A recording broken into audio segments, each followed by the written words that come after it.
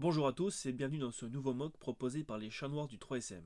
Aujourd'hui, dans les techniques de l'urgence, nous verrons la lecture simple d'un électrocardiogramme sur les principaux troubles du rythme auriculaire. Pour rappel, l'ECG est à réaliser sur prescription médicale et ces diapositives n'ont pas pour objectif de poser un diagnostic médical.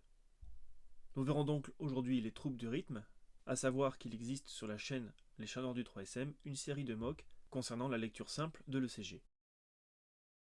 Nous allons aborder l'arythmie complète par fibrillation atriale ou auriculaire, appelée ACFA.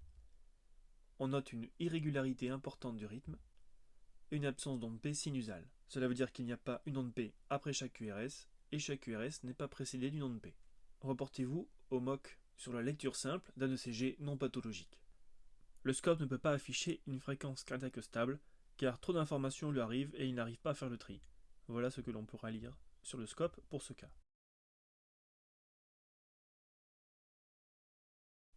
Dans l'ACFA, il y a une désynchronisation de la dépolarisation auriculaire, c'est-à-dire que plusieurs informations arrivent au nœud auriculo-auriculaire, ce qui se manifeste sur l'électrocardiogramme par une multitude d'ondes P. Néanmoins, le débit cardiaque reste conservé le plus souvent. À propos de la clinique du patient, lors d'une FA inaugurale, il y a une possible syncope, mais le patient peut être asymptomatique. Il y a un risque de cardiomyopathie si la FA est prolongée, et évidemment le risque thromboembolique par la création d'un caillot à l'intérieur de l'oreillette. Il faudra donc observer sur le CG le type de rythme, qui ici sera irrégulier de façon importante et souvent rapide au-delà de 100 battements par minute.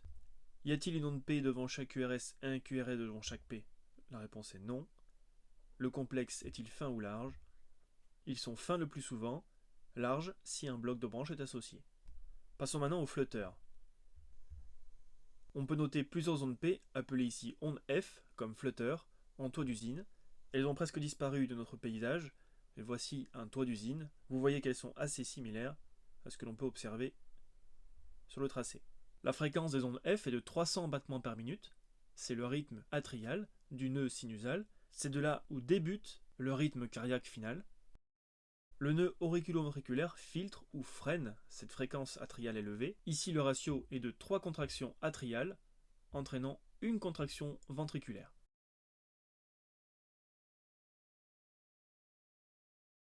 La fréquence des QRS, le rythme ventriculaire, est donc ici, dans cet exemple, d'environ 75 battements par minute. Dans le flutter, il y a donc une activation non-stop de l'oreillette, avec une boucle de réentrée, génératrice d'ondes P, appelée donc ici onde F. Ces ondes F sont à un rythme de 300 battements par minute, qui sont freinés par le nœud auriculo-ventriculaire pour donner un rythme ventriculaire maximum jusqu'à 150 battements par minute, selon le ratio de la conduction auriculo-ventriculaire que nous venons de voir, le 3 sur 1 ou le 2 sur 1, etc. Le débit cardiaque est le plus souvent conservé. Le patient pourra être asymptomatique. Si c'est un flutteur inaugural, il y a une possible syncope, des palpitations, et le risque thromboembolique est toujours présent. Les 3 points à retenir pour le flutteur: le rythme sera irrégulier, la fréquence cardiaque sera jusqu'à 150 battements par minute, selon la conduction du nœud auriculo-ventriculaire, le fameux ratio. L'onde P sera présente mais non sinusale, il y a plusieurs ondes F en toit d'usine ou en dents de scie, et les complexes QRS sont fins ou larges si un bloc de branche est associé. Merci à tous d'avoir suivi ce nouveau MOOC sur les techniques de l'urgence. Nous avons vu aujourd'hui la lecture simple d'un ECG à propos des principaux troubles du rythme auriculaire. A bientôt.